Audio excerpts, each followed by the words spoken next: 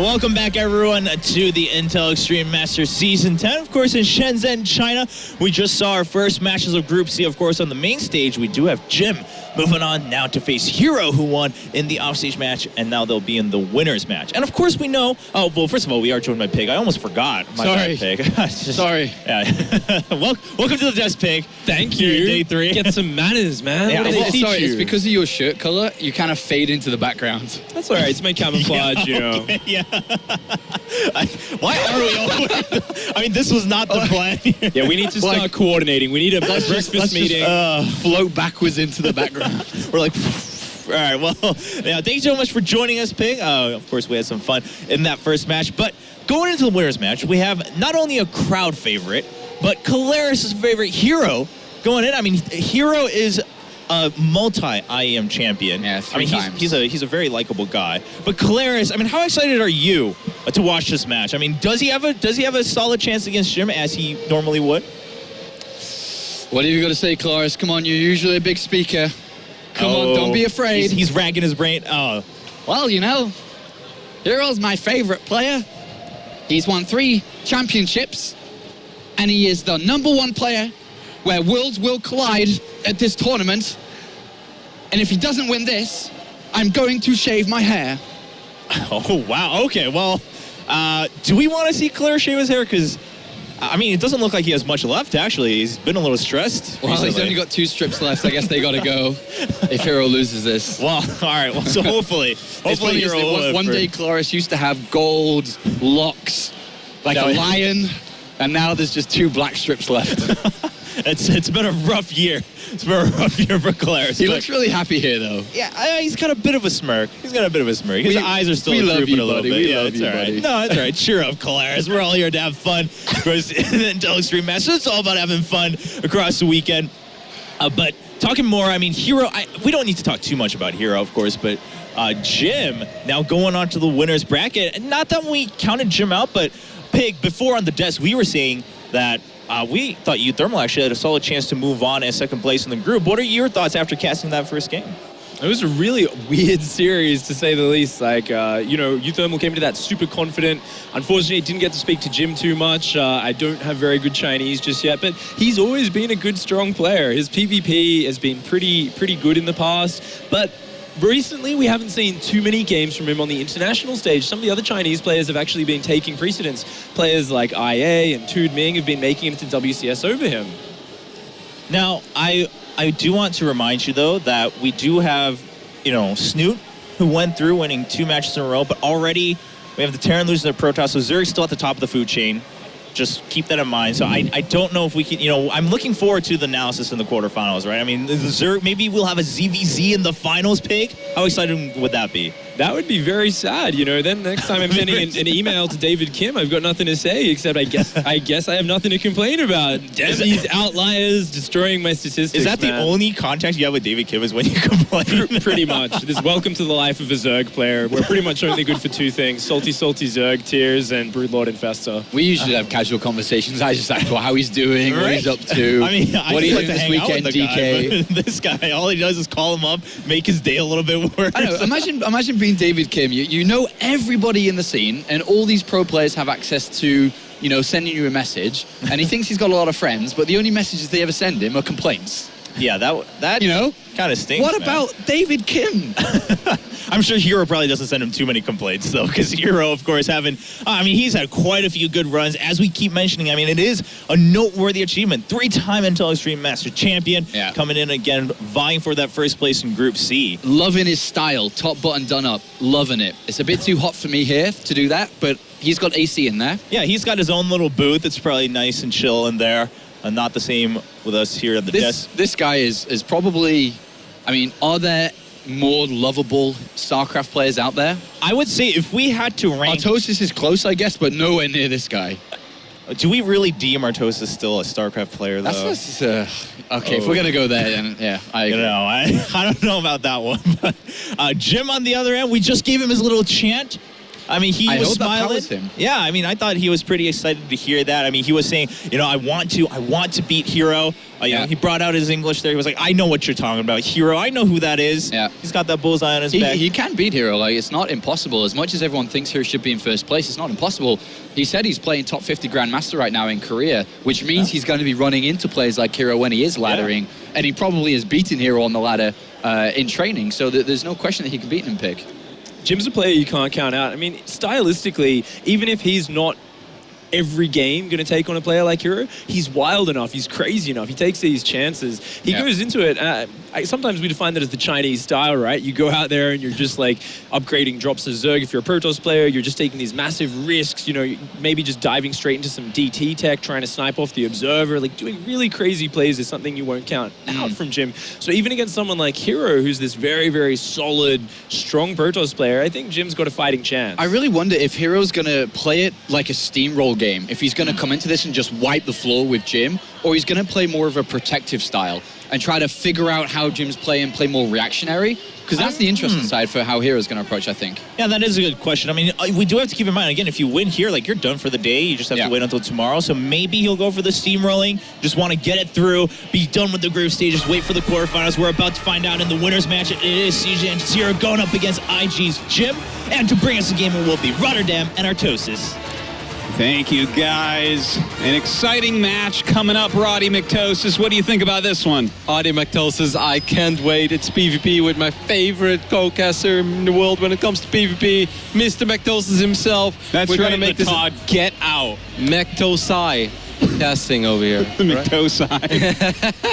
Let's just go ahead and hop into Terraform, as that is going to be the playground of our very first map of this best of 3. Alrighty, we have up here in the top left from CJ Entis in South Korea. It is herO. Epic nerd right there. Letod is my favorite Heroes of the Stormcaster in the world. Everybody knows that. Have you heard my Heroes of the Stormcast? Yeah, terrible. Oh, you are so mean. I love you in StarCraft. That means so much more, doesn't it? It does. It does. No, I've never watched you cast Heroes. I'm sorry, mate. Oh, okay. Well, I'll change your mind over from Todd. Should we introduce this guy? Let's do it. Okay, this guy in the bottom right from China, it is Jim. I thought you were going to do it. I'm like, oh no, this is taking way too long. This is awkward and weird. All right. I could just see you think about Heroes of the Storm right now. You're just like, man, I can't believe Roddy has never watched me cast Heroes of the Storm. Well, I've only cast it a few times, so. I actually, I don't think I've ever watched the Heroes of the Storm broadcast.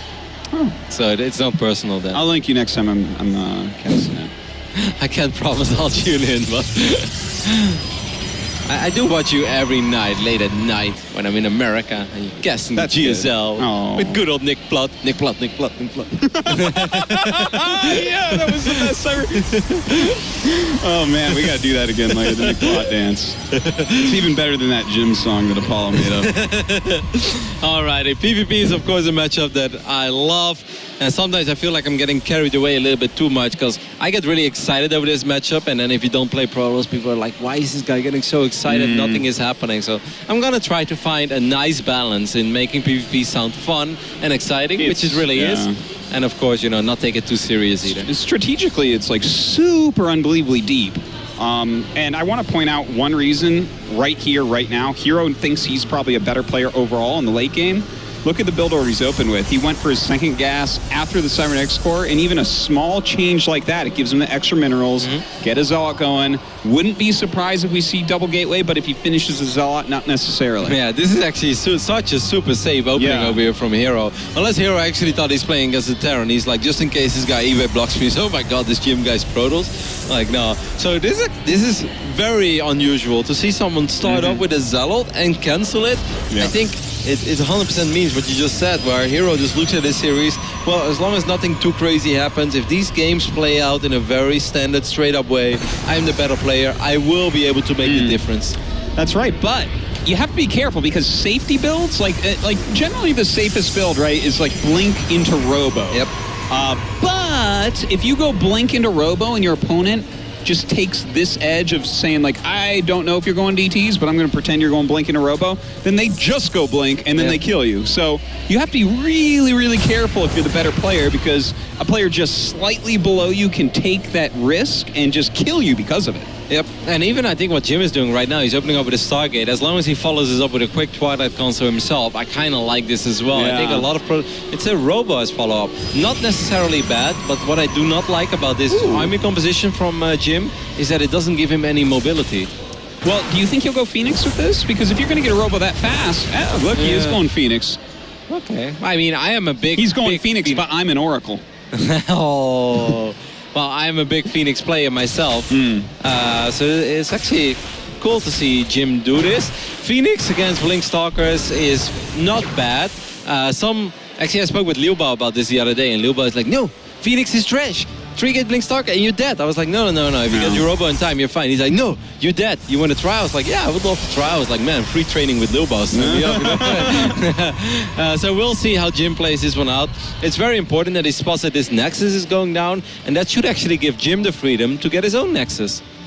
Yeah, and you know, I have to agree with you on the whole Phoenix thing. Like, if you do get that robo in plenty of time, I think you're completely fine against Blink Stalker, and in fact, it can be quite annoying to play against me. Now, you don't want to make more than like 3 normally, unless you have some really wonky play going on, but Okay, I have a very weird idea right now that Jim is going to make an Observer. He's going to use his Phoenixes to snipe the Observer of herO, and then he's going to make Dark Templars. I would love to see that. If that happens, that is the most ridiculous thing I've ever seen in PvP in my life. Well, yeah, it definitely could be that. We do see that Jim already sniped that Mothership Core. Now, herO is putting a lot of pressure on his opponent's Nexus here, but... I don't like this, by the way. Like, I know that herO thinks that this is safe, but if Jim would have played normal, he has 2 Immortals and a Zealot here. He just walks down this ramp, he lifts up the Stalkers. And he kills so much from that.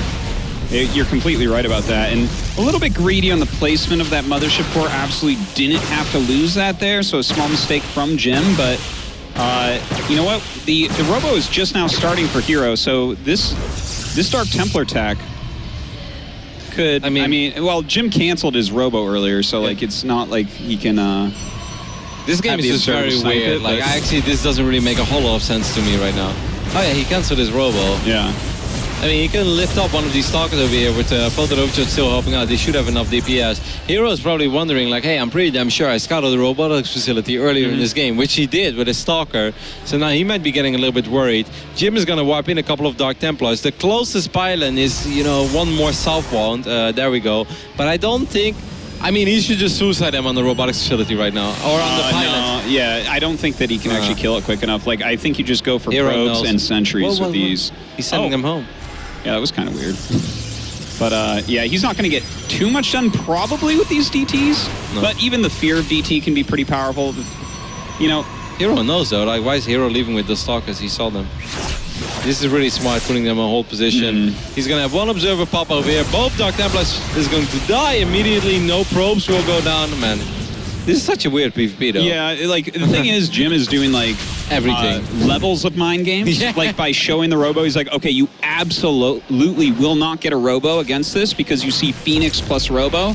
So he goes into Dark Templars, but herO is playing ridiculously safe, knowing that Jim is kind of like a cheesy mind gamey type of Protoss. So herO definitely wins out as far as mind games here. But sometimes I also feel that people overthink stuff. Like, I think what Jim was doing over here was just getting a little bit too complicated. Because for how long are you going to play PvP without a robo? Like, I don't think that herO really relies on, you know, winning a PvP without a robotics facility. No, it's part of like almost every single build. Even when the game transitions on, he wants to get an Observer to blink into the main base and stuff. So I kind of think that Jim made things a little bit overly complicated over here. Phoenixes definitely didn't pay for themselves, as multiple Phoenixes had like 200 energy and just didn't kill anything, and this game is kind of over. I think I have to back up what you said there. Like, I don't think you try to kill herO with DTs unless you're a top 5 Protoss in the world, in his opinion. Like, unless you're a Parting, a Zest, a Rain, that type, I don't think you bother, because those are the only people he's going to skip robo against, you know? So maybe Jim going a little bit too far probably works pretty well on the ladder, but here in a tournament against herO, he's in a lot of trouble right now as herO goes into his natural. Yep, I mean, Jim just doesn't really have a whole lot. He doesn't really have any micro potential anymore. He doesn't have secured kills anymore on stocks either. At least before he had 4 Phoenixes, which he can get a couple of guaranteed kills with. Those force shields are nice. Somehow keeps his Immortal alive, so that's something that Jim can work with a little bit, but he knows he's just so far behind. Yeah. He's going to tap out. There was nothing there for him, unfortunately, but tricky mind games. I think he needs to skip out on DT builds unless it's like a safe, like DT Robo Expand, that type of thing. Yeah, exactly, on Cactus Valley or something like that. Yeah, like that's just a solid macro build, to be honest. So, but overall, you gotta take different edges against here, like more units, not techier units, I think. PvP is a matchup with a lot of tricks, but sometimes people get caught up in their own tricks, and I guess that's kind of what happened over here to Jim in game number 1. We'll see how game number 2 plays out after this very short commercial break. Welcome back to Intel Extreme Masters Shenzhen. This is Season X. It has been a long time coming. We are the X-Casters. I liked it when you guys were doing that. I was giggling. But yeah, this is the winners match of this group. Whoever wins here in this match, we are going to see go into the bracket stage. So will it be Jim, the best Chinese player? He did lose that first game against CJ herO, who has won like 40 IEMs or something. So you said that though, and I definitely agree with you in the past, but I feel over the last 6 months, I know he had that great run last year at IEM Shenzhen, but I felt other than that, players like Tutming and Shigawa and even Max Set have been outperforming Jim in a couple of these tournaments. Sure, I think that that's fair, and like, I think that rotation is always happening. If you really look, it's like, oh, okay, for the last 2 weeks, like Bunny's been doing better than Snoot or something like that, right? But you know, Jim overall has definitely won more than those guys, right? So, I mean, maybe he's not the absolute best Chinese player right now, but from what we've seen so far, pretty strong overall, taking out Uthermal. No, absolutely. Great start to the group. But hey, you already said it. Maybe Uthermal should have just lost the first series and he can just like worry less about that potential rematch. Of course, Uthermal is going to go up against Cyan. I believe that series is being played while we are broadcasting this one. Is that yes, correct? It is. Yeah, we aren't doing that loser match. So if he does win, we'll get to see him against the loser of this. But right now, herO is on match point, guys. We're going to go into map number 2, which is Coda. I'm thinking about the continents that herO has won his Intel Extreme Masters in. He's won in South America. He's won in North America. And where's the other one that herO won? Singapore. Oh, Singapore. Yeah. Okay. So that would be Asia. Yeah, so yeah, this would be number 2 in Asia. All right, guys. Up here in the top left from CJ Entis, it is herO. Going for his 72nd IEM victory. And over here in the right bottom side of Coda, the man that's representing Invictus Gaming, the hometown hero, it is Jim. You know, let's talk about this 72nd IEM victory. He's also going for like his 14,000 WCS point of the year or something. It's like, herO, can you leave some WCS points for the rest of the industry, please, man? Yeah, he's pretty sure we'll see him at BlizzCon this year. He can actually take a holiday right now and he can just show up in November and he will still be going to BlizzCon. Yeah, he pretty much, not yet, but I think if he has a reasonable finish here, he already has more points than the number 1 finisher of last year, which was Bomber. I think Bomber finished the year on like 6,200. And I think right now herO is already over 5,000. That's crazy. That's ridiculous. Oh my God. Well, they redid the point system this year as well, That's so true. it's a little bit different than last year. But it's good. It's good, right? Because we have to have him at BlizzCon or it doesn't make sense because herO, you have to consider like a top 2 Protoss at all times. And he was there last year as well, and he had that very unfortunate PvP series against Classic where he just got cheesed multiple times in a row. And you know, that was just not a series that is very fun to think back of. So herO wants to redeem himself. That was the round of 8, right? Yes, okay, quarterfinals at BlizzCon. I remember MC in the round of 16 pushed him to the limit in PvP as well. Yeah, no, that was a great, super exciting that was match. a great series, man. I enjoyed it. That was one. I mean, I felt last year WCS round of 16, the one we had in the Burbank studio. It was better than what was at BlizzCon. It was so good. That was one of my all-time favorite days of StarCraft was one of the best matches. I couldn't believe how good I mean, that we was. had 8 best of 5s there, correct? Or was it? Yeah, we had the whole round. Yeah, whole so we round had of 8 best of 5. I felt 6 out of 8 best of 5s were must-watch. Yeah. Like, they were just so good, ridiculously good. Polt played one hell of a match as well. Yeah. God, it was just an amazing day. It was absolutely one of my favorite days all time on StarCraft 2. Yeah. So much good It was an StarCraft. insanely fun day.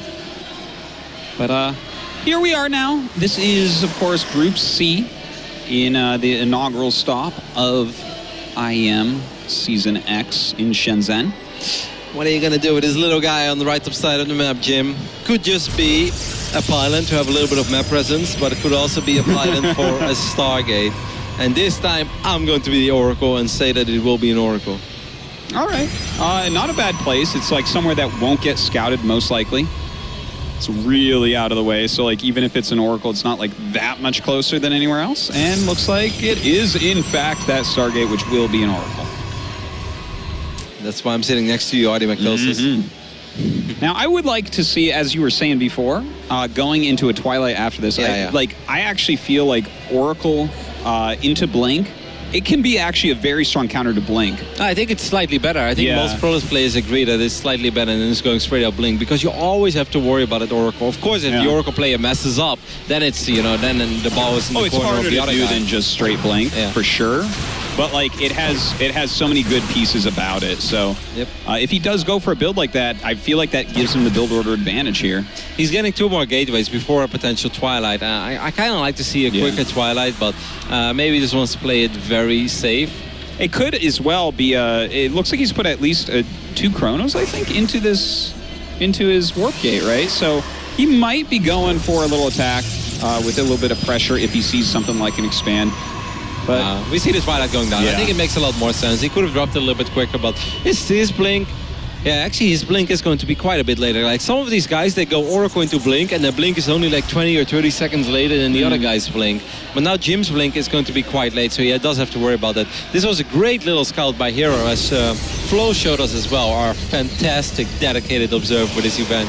herO saw it from his point of view as well, so he's going to be more than ready for this Oracle. But now if you're Jim, don't sweat it. That Oracle will come into play later this game. You're totally fine. Like you know, it's hard for a herO to actually leave his base and do anything about this. And then look at that, he's going to let that Robo finish up. Now, this could be one of those situations where we see Jim just go pure Blink Stalkers after this. You know, he's already got his Nexus up. In fact, I'm pretty sure we're going to see pure Blink Stalkers. And if herO puts too much money into other tech, he could just die from an attack from Jim. What I'm a little bit worried about for Jim is that he's going to stand too far out. Like guys like herO, they're so good. If they have Blink for 40 or 50 seconds and you're not, he's going to get some really cost-efficient trades over here. Like, believe it or not, I actually played some games against Rain, and even when Rain only has Blink 20 seconds quicker than me, I lose 3 Stalkers. I'm just like, this is so stupid. Like, how do you know this, and why is this going so extremely well for you? And you know, there you go. herO just gets the can. So I do think it's smart from Jim not to walk down that ramp, because he would have ended up losing a lot of Stalkers. But this goes back to the beginning, where I think if Jim would have gone Stargate into Twilight, his Blink would have already been ready, and that's he why... would have saved that Nexus for sure, because you have to keep a couple Stalkers at home against that Oracle. You can't like just leave a Mothership Core, because it forces a Nexus cannon, and bam, it's right back in there. So and Jim will have a fine Stalker now. He's going to Blink forward, actually. No, he doesn't Blink yet. Jim has added 1 more gateway, so now he's up to 4 gateways, so he's pretty much just going to go 1 base all in over here. Hard to say if it's going to work or not. Does he still have his Oracle? He does, right? Like, I know he's been busy with it.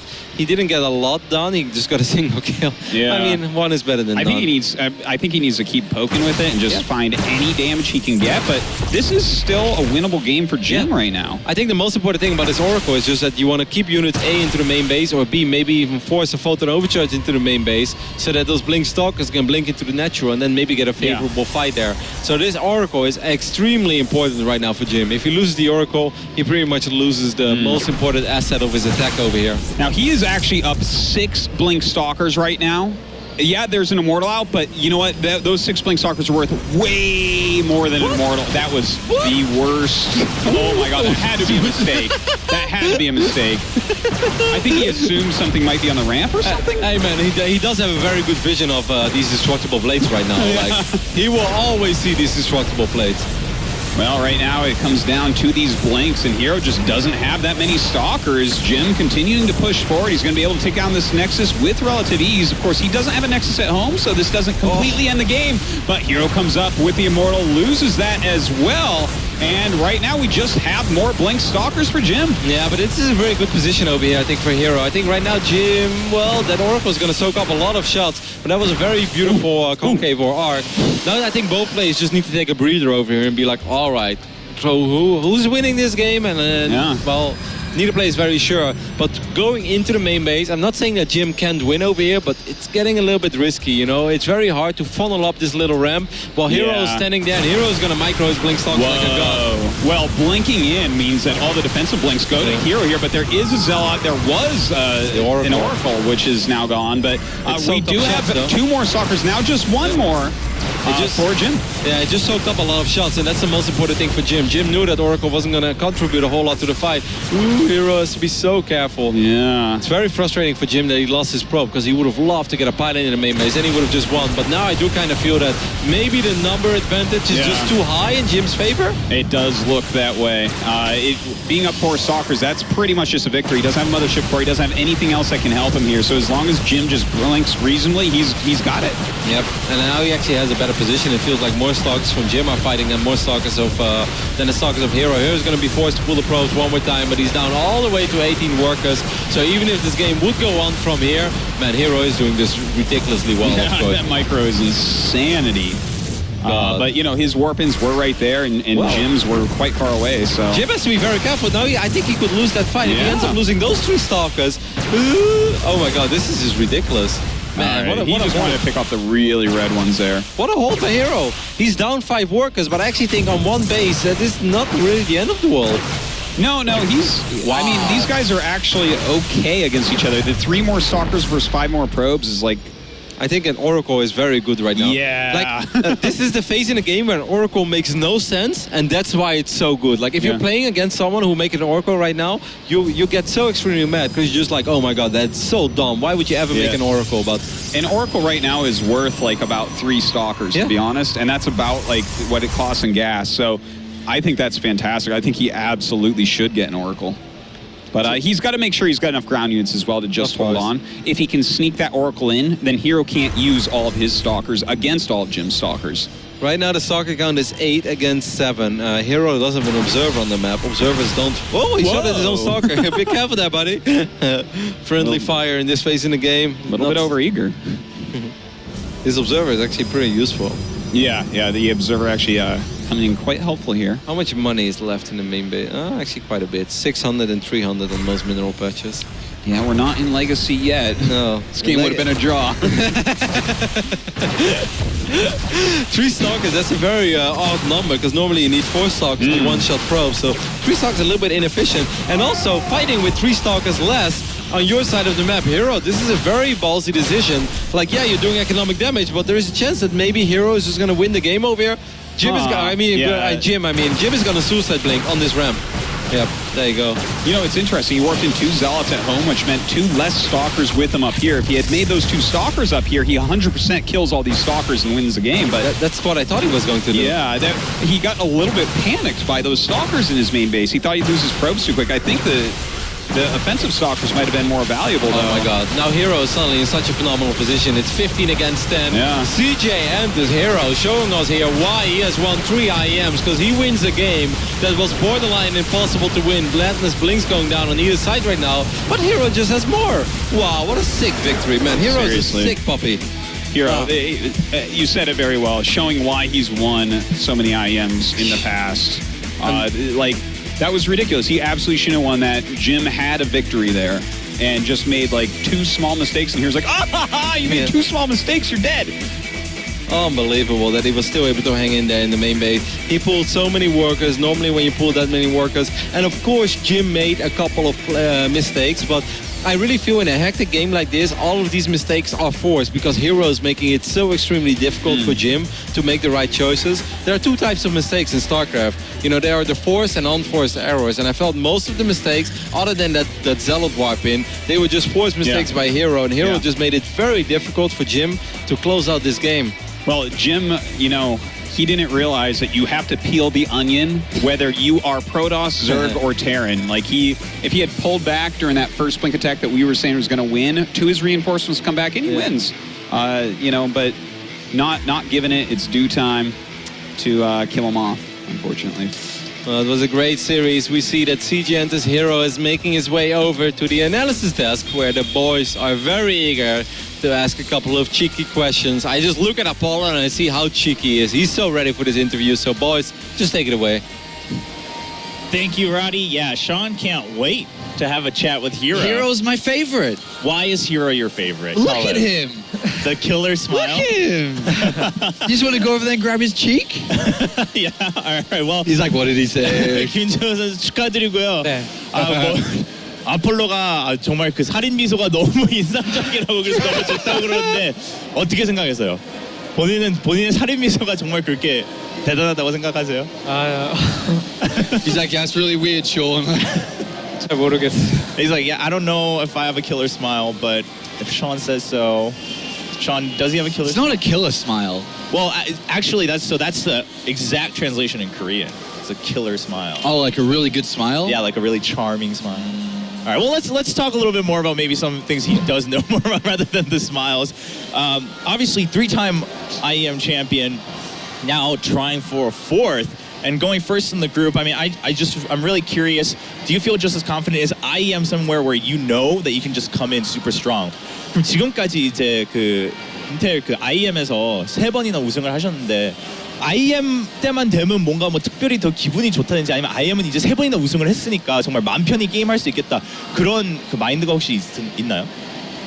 일단 IEM 해외 대회는 제가 IEM 위주로 많이 왔기 때문에 경기장 자체도 되게 친숙하고 아폴로도 있고 뭐 친숙한 해설분들도 많아가지고 되게 뭔가 기분이 편한 것 같아요. Yeah, well, you know, most of my foreign tournament experience does come from the Intel Extreme Masters, so the stage setup feels very familiar. We have some friendly faces like Sean Apollo Clark, and of course the other commentators. You know, I just feel a lot closer with them. I feel a lot more comfortable, a little bit at home actually whenever I come to the Intel Extreme Master event. So I think I can just play a little bit more of my own game rather than worrying about outside factors. We have to jump right on this before you talk some strategy. How much does he miss Carmack? Come on. 그러면 그 IEM 카맥 아시죠? 네. 카맥 얼만큼 보고 싶으세요? 이번에 못 왔거든요. 네. 칼맥 오늘 이번에 왔나 물어봤는데 안 왔다고 하더라고요. 그래서 약간 섭섭했어요. 지금 근데 집에서 보고 있어요. 지금 미국 진짜요? 새벽인데 꼭 김준호 선수 게임은 보고 가야겠다고. 그런데 혹시 한마디 하시겠어요? 이렇게 영상 메시지나 그렇게 보내시겠어요? I don't miss him at all. 칼맥 보고 싶었는데 이번에 못 봐서 아쉽고 다음에 꼭 왔으면 좋겠어. Yeah, he said, well, you know, I actually asked as soon as I got here. I was like, is Carmack here? I want to say hi. And everyone's like, no, he didn't make it out this time. So Carmack, he just sent a little letter to you in Korean. I'll deliver it for you, don't worry. He says, I miss you a lot. I'm actually pretty sad you weren't able to come. But next time I'm here at the Intel Extreme Masters, you better be here. So there you go, Carmack. Can't miss out on another one. Can't do it. All right, well, Pig, break down the Protoss. Let's talk about those games. All right, that first game was insane. Going into it, did you know Jim had a crazy style? And how did you know the DTs were coming? Were you just kind of like, I'm ready for crazy builds? What were you expecting? 그러면 이번 시리즈에서 이제 첫 경기에서 그 짐 선수가 조금 보통 이제 볼 수 없는 스타일을 좀 보여줬고 뭐 그 전체적으로도 중국 선수들이 조금 보통 메타에 따르지 않고 본인만의 스타일이 있는데 이번에 그 DT 가지고 이제 그 뭐냐 암흑기사 가지고 오는 거를 혹시 예측을 하셨어요? 아니면 그냥 뭔가 감으로?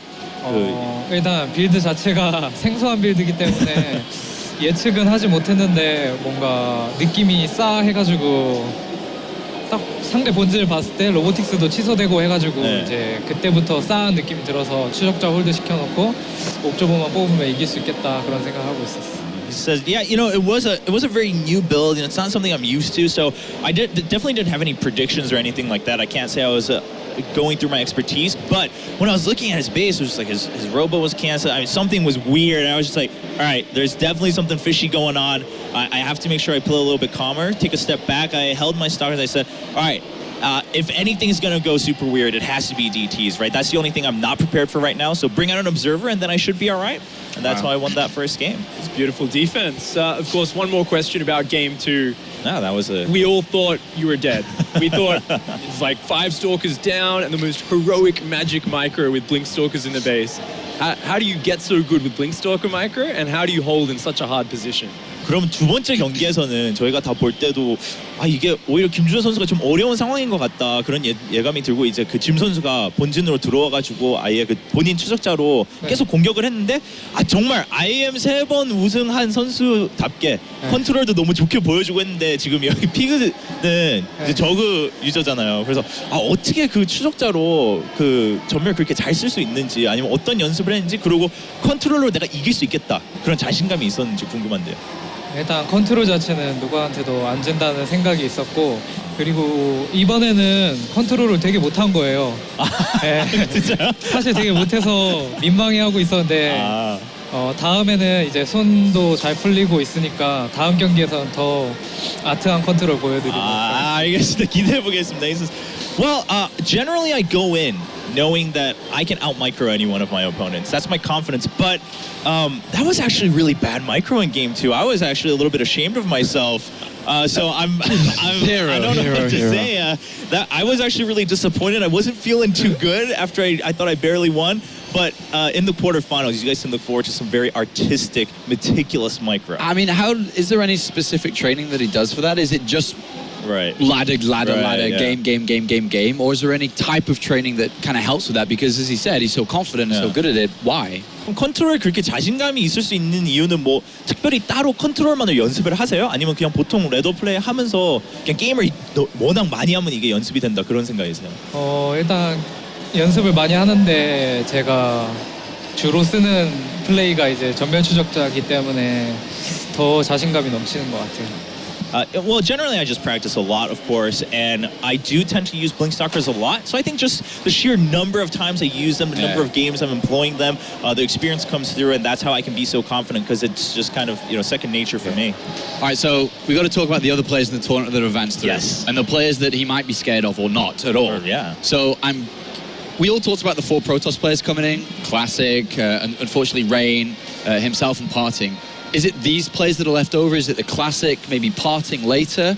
Or is worries about TY and Lucera or Snoot maybe? 그럼 이번 IEM 때 정말 세계적으로 많은 분들이 정말 프로토스 한 4명 정말 눈여겨봐야겠다. 뭐 김준호 선수도 물론이지만 김도호 선수, 그다음에 원희삭 선수 이렇게 다 생각을 하고 있었는데 본인은 혹시 그 프로토스 뭐 푸푸전이 좀 걱정이 되세요? 아니면 오히려 반대로 스누트 선수가 정말 누구도 예상치 못한 결과를 보여주면서 올라가서 그런 쪽에서 혹시 걱정이 되세요? 아니면 뭐 황가우 선수 그렇고 누구도 걱정 안 된다. 이번 IEM은 내가 또 우승 차지한다. 그런 생각이세요?